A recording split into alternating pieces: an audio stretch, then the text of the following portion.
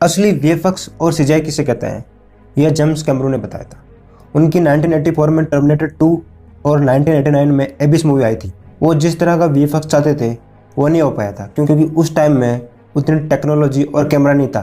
फिर 2009 में उनकी अवतार मूवी आई थी। उन्होंने वीएफएक्स और सीजीआई का इस तरह इस्तेमाल किया कि पूरी एक नई दुनिया बना दी, पेंडोरा, जो कि मूवी में असल में एक दुनिया थी। उनका वीएफएक्स और सीजीआई इस तरह का था कि उस मूवी ने सबसे ज़्यादा $3 बिलियन की कमाई की थी, जो कि इंडिया के हो गए रफली 25,000 करोड़। अवतार के फर्स्ट पार्ट में पेंडोरा के उड़ते पहाड़, बड़ा सा जंगल, पेंडोरा के लोग, उड़ते जानवर, घोड़े, जंगल के जानवर, इतना तगड़ा वीएफएक्स बनाया था ना। अगर आप मूवी देखिए तो आप समझ पाएंगे। इंसानों का अवतार की बॉडी में जाना, फिर मशीनों द्वारा उनका कंट्रोल करना एकदम नेक्स्ट लेवल था।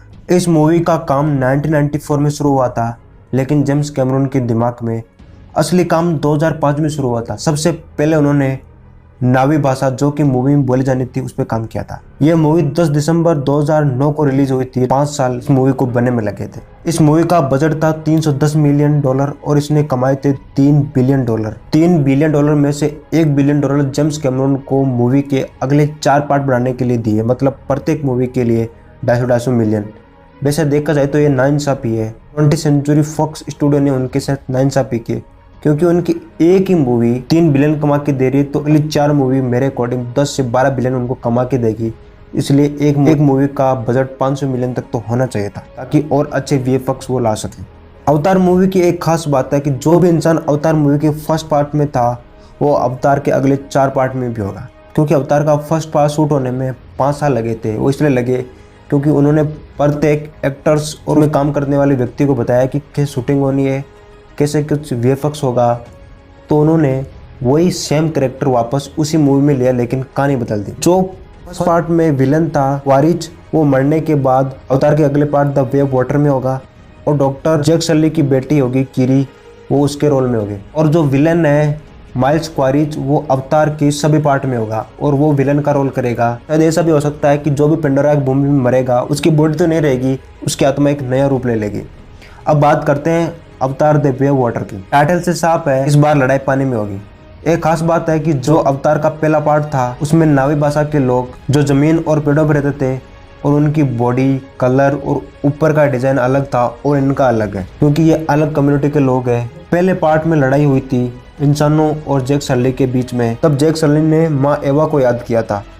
तो उस समय जमीन पर रहने वाले जितने भी लोग, जानवर, पक्षी थे, वो उसकी सहायता के लिए आए थे, लेकिन ये वाले लोग नहीं आए थे क्योंकि ये पानी में रहते थे, उनकी अलग ही दुनिया। अवतार द वे ऑफ वाटर पूरी मूवी पानी के अंदर है। इसकी पूरी शूटिंग भी पानी के अंदर हुई। जेम्स कैमरून ने मूवी में काम करने वाले सभी लोगों को तैरना सिखाया। उसके लिए अपना एक अलग सा कैमरा बनाया और एक अलग सी टीम बनाई। उन्होंने ऐसा नहीं किया कि शूटिंग बाहर कर ली और वीएफएक्स और सीजीआई की सहायता से पानी बना दिया। अगर ऐसा वो करते तो शायद बैड आइडिया होता उनका। पानी की लहर किस तरह जा रही है, पानी का बहाव कैसा है, पानी के अंदर चीज़ें कैसे दिखती है, वो शायद वीएफएक्स और सीजीआई से उतना नहीं हो पाता।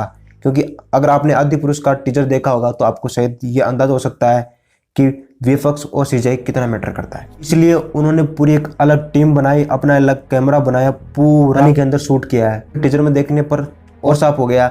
अगर आप ये टीजर 3D में देखोगे हॉल में जाके, तो आपको अलग ही वीएफएक्स देखने को मिलेगा, क्योंकि यूट्यूब पर छोटी छोटी चीज़ों को वो उतना हाईलाइट नहीं कर पाता। मैं इनके वीएफएक्स और सीजीआई से काफ़ी खुश हूँ। आपने अवतार का पहला पार्ट नहीं देखा तो देख लीजिए। अगर फिर भी नहीं देख पाते कोई बात नहीं, क्योंकि इनकी मूवी की खास बात होती है कि एक स्टोरी दूसरी स्टोरी से उतने लिंक नहीं करती है। हर पार्ट में आपको अलग स्टोरी और अलग दुनिया देखने को मिलेगी और नेक्स्ट लेवल वीएफएक्स देखने को मिलेगा।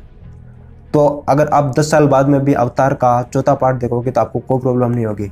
ऐसा नहीं होगा कि अगर आपने एवेंजर्स इन्फिनिटी वॉर नहीं देखी, एंड गेम देखी, तो आपको समझ में नहीं आएगी। ऐसा इनकी मूवी नहीं होगा। लेकिन फिर भी मैं आपको ये रिकमेंडेशन करना चाहूँगा कि अवतार का फर्स्ट पार्ट देख लो। यूट्यूब पे वो फ्री मिल जाएगी। और वीडियो के लिए लाइक से सब्सक्राइब जरूर कर लेना।